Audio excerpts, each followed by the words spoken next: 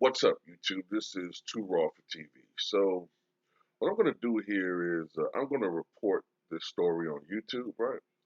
But I'm going to give my thoughts about it on the Patreon. Okay. Um, on the Patreon, I'm able to have more flexibility to say what I want to say. On YouTube, there are guidelines that we all have to kind of adhere to, or at least some of us are expected to adhere to, even though some of us, don't have to. But that's just how it is when you're in a house that doesn't belong to you. All right, so former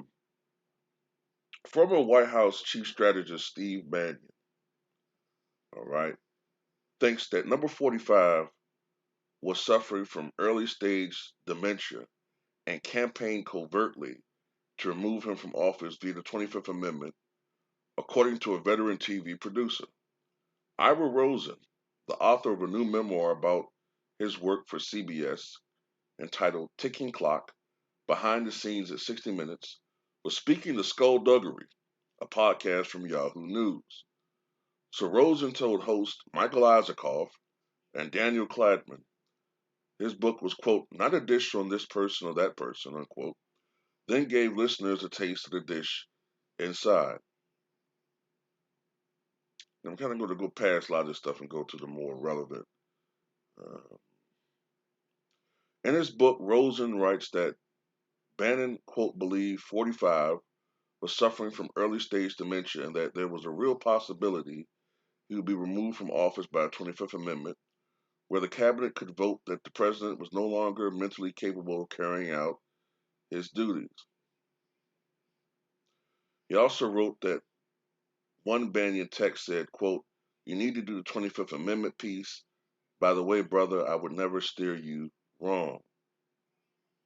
Potential use of the 25th Amendment was widely discussed during number 45's administration, intensely so in the aftermath of the January 6th Capitol riot, where number 45 incited his supporters to attack Congress in his attempt to overturn the election. The amendment was not revoked. Instead, number 45 was impeached and, of course, acquitted a second time. And it goes on to say that Bannon regularly cited a New York Times column by David Brooks in October 2017, which said some Republicans visiting the White House suspected 45 might have Alzheimer's disease, but gave him a standing ovation anyway. Um, I'm not going to give an opinion here. I'm just going to say, look at the illustration that I'm using, and I'm going to go over on the Patreon and give my thoughts about this. And also, I'm going to say this too. There's also another reason why this could be coming out, all right? And that is a defense strategy, all right? That's all I'm going to say on that one. So that's all I got to say. Tell me what you guys think. And I'll see you guys over the Patreon. If you're not subscribed to the Patreon and you want to, you can do so in the links in the description box below.